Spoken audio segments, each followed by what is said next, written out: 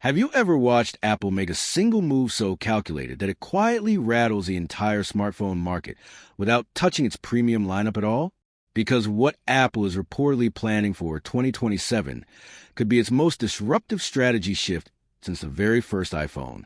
And before we go any further, subscribe for more informative videos, as I work hard to gather useful information for you. In return, you just hit the bell icon button and stay updated with everything happening in tech. Right now, everyone's eyes are locked on the Pro Max models. Others are obsessed with rumors about a foldable iPhone, while some are already speculating about the main iPhone 18 lineup.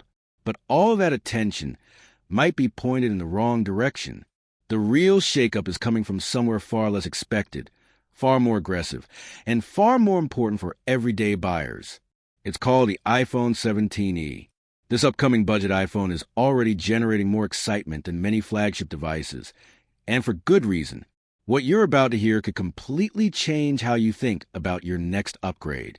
If the leaks turn out to be accurate, the iPhone 17e is not just another cheaper iPhone with compromises everywhere. It represents something Apple hasn't truly delivered in years: a genuinely affordable iPhone that still feels premium, performs at a high level, and forces Apple's entire pricing strategy into a new phase. By the end of this video, you'll understand exactly why many are already calling the iPhone 17 the budget phone of the decade. To see why the 17e matters so much, we need to rewind briefly. The story really starts with where the E series came from, and a surprisingly bold decision Apple made along the way. When the iPhone 16e launched in early 2025, expectations were low. Most people assumed it would be another basic SE-style refresh. Cheap, recycled, and clearly a leftover product. That assumption turned out to be completely wrong. Apple stunned the industry by releasing a phone that looked modern, felt premium in the hand, and delivered performance far beyond what its price suggested. They used a refined design language of the iPhone 14, paired it with a powerful A18 chip, and added features no one expected to see in a budget model. Even though the chip had a slightly reduced configuration with a 6-core CPU and 1 GPU core disabled, real-world performance was still impressive. Games ran smoothly, apps launched instantly, multitasking felt fluid, and even demanding video editing tasks felt effortless. What surprised people the most was stability. Apple Intelligence features worked reliably, something many assumed would be reserved for higher-end devices. Instead of just being impressed, many users were left genuinely confused. How is Apple offering this much at that price point? Then came another quiet but crucial upgrade. Apple introduced the C1 connectivity chip, and while it didn't make flashy headlines, it changed everything. Network stability improved, 5G performance became more consistent, battery efficiency increased, and signal strength held up even in crowded environments. Battery life, in particular, exceeded expectations, delivering up to 27 hours of usage. That endurance beat several mid-range Android phones, costing significantly more. When you added Face ID, a new 48-megapixel camera, USB-C, and Apple's long-term software support, the iPhone 16e became something more than a budget option. It was Apple's strongest value-focused iPhone ever. The only real issue was the launch price. At $599, it felt just out of reach for strict budget buyers. But once retailers quickly dropped it to around $499, demand surged. This is where things start to get truly interesting with the iPhone 17e. The single-camera setup is expected to receive a major upgrade. Instead of using older budget sensors, Apple is rumored to equip the 17e with the same 48-megapixel camera found in the iPhone Air and even the standard iPhone 17. That means sharper images, improved low-light performance, richer detail, and stronger smart HDR processing. Apple will almost certainly skip adding an ultra-wide lens to maintain separation from the premium models. But thanks to advances in computational photography, the single camera could outperform many dual-camera phones in the same price range.